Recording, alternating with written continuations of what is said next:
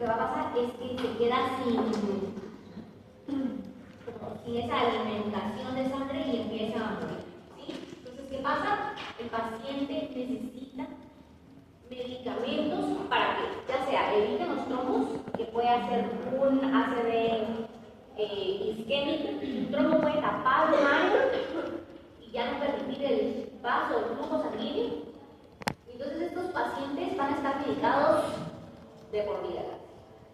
Puede ser por trombosis, embolia o insuficiencia vascular, también conocido como accidente cerebrovascular, atrofia cerebral y ataque cerebral. Hay algo que se conoce como isquemia cerebral transitoria. Esto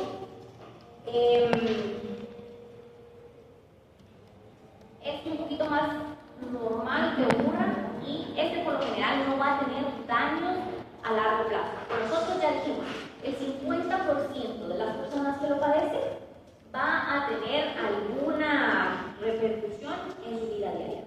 Pero con esto de isquemia cerebral transitoria, realmente es un accidente cerebrovascular incipiente. Puede ser como vasos muy chiquitos en los que ocurra, que realmente no afecte tanto, pero son como microaccidentes cerebrales. Estos no pasan mucho tiempo, más o menos son no más de 8 horas y no menos de 30 minutos. Son cortos. En cambio, con nosotros sí necesita tratamiento hospitalario, ¿verdad? No hay daño neurológico permanente. En esas primeras 24 horas es bien importante ver qué es lo que pasa, pero por lo general no pasa en esas 24 horas. Ya les digo, es no más de 8 horas. Y con esas 8 horas, pues el cuerpo es capaz de continuar con sus labores diarias. Pero no todos los pacientes son de esta isquemia cerebral transitoria. Lo que sí es que si a un paciente ya empieza con esta isquemia cerebral transitoria y empieza a ser más seguido, puede tener hasta 3 pequeños ataques al día, que eso sí ya le va a empezar a afectar como en su vida diaria, ¿verdad? Estos pacientes también van a estar medicados, como con anticoagulantes, que cuando es isquémico, como es un trombo el que lo formó, con estos anticoagulantes lo que hace es que no se formen esos trombos, pero cualquier cosa que ustedes tengan que realizar, sí tienen que tener una consulta del médico, ver que sí se puede tratar, ¿verdad? Doctora, ¿cómo se identifica el accidente cerebrovascular? ¿Cómo se identifica el transitorio? ¿Cómo no sabe qué pasó? Mira, esta parte es como de que ustedes conozcan cuando el paciente les dice tengo accidentes cerebrales transitorios, porque el paciente ya está diagnosticado. Él no lo identifica como tal. Diagnosticar, porque él ya sabe. Sí podemos ver el paciente está teniendo un ACV, y con estos pacientes pueden tener algunos síntomas de un ACV, pero ellos ya saben que son transitorios y les han pasado muchas veces. Okay. Tienen tratamiento, tienen anticoagulantes, pero tú no lo puedes diagnosticar en la clínica. Vale, gracias. Ahora, con el ACV hemorrágico, mayormente se va a dar en arterias. Se puede dar en arterias, en venas, pero principalmente va a ser en arterias. Y muchas veces va a ser por presión arterial ya alta, que sea prolongada, ¿verdad? Entonces, por eso es tan importante que nosotros en la clínica de resonancia venimos y les decimos tomen la presión arterial, ¿sí? Un paciente al que ustedes van a colocar la anestesia le van a provocar periodos por la anestesia en donde va a estar su presión arterial más alta de lo que el paciente la trae. Por eso es importante cuál es su pasaje, ¿sí? Muchas veces nosotros decimos, pero ya estoy aquí, ya traje al paciente, tiene 160, 90, pero es que yo necesito mi requisito. Y realmente lo que puede traer al paciente es mucho peor, ¿verdad? Por eso es importante tomar bien. Nosotros, cuando tenemos alguna duda, porque nos dicen tiene 180, 60, es una diferencia muy grande. Eso normalmente no pasa. Entonces los mandamos con Patti a revisar nuevamente la presión. ¿Por qué? Porque es importante cuánto van a provocar ustedes más o menos con anestesia, ¿verdad? La ruptura de aneurismas arteriales también puede ocurrir en la clínica,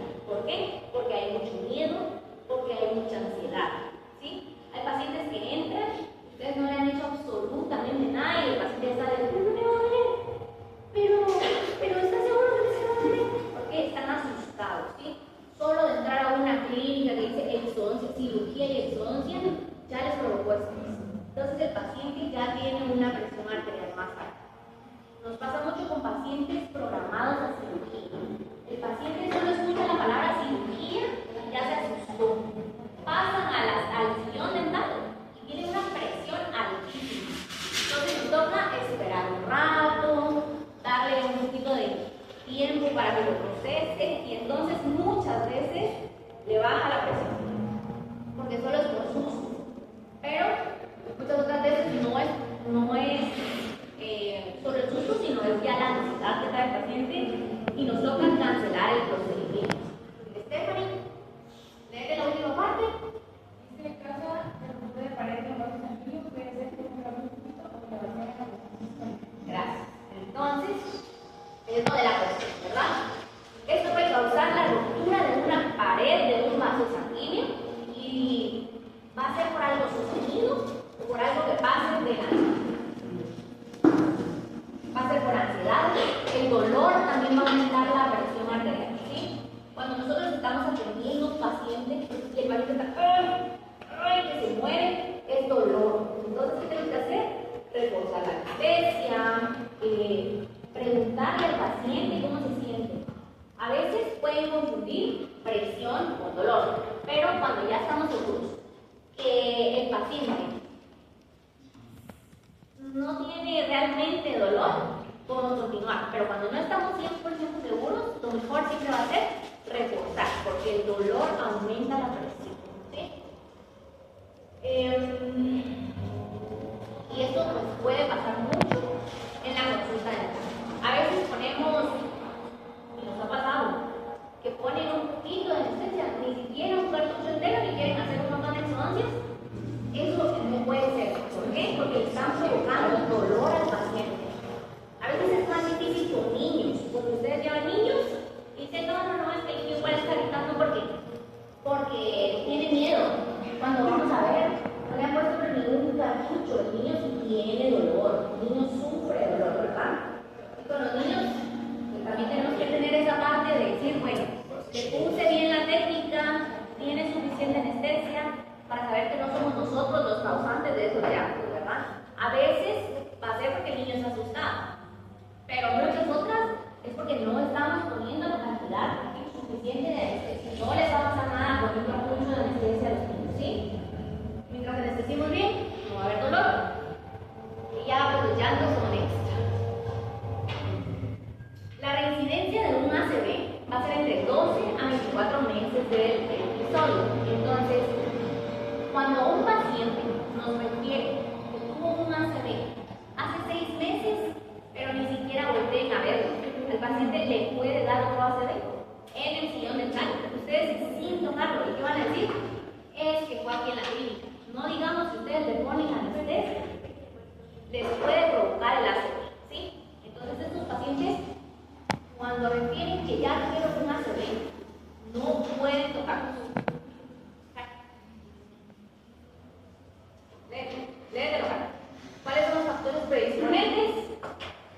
Presión alta, diabetes mellitus, hipercolesterolemia, historia familiar, enfermedad renal crónica, uso de anticonceptivos orales, fumar y inactividad.